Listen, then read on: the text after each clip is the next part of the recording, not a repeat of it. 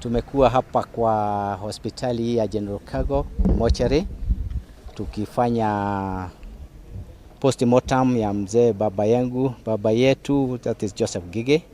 Nasi tulikuwa na pathologist wetu na tukawa tumengojea mpaka saa 10 ndio postmortem imefanywa.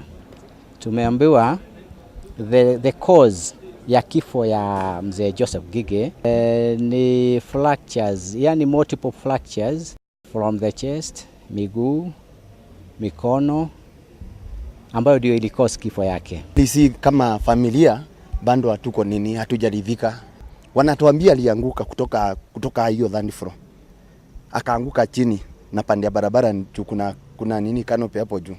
Haya, mwingine anasema hivi ati walimpata kwa nini? Kwa stairs, kama ameanguka kwa stairs. Uko nini gani serious?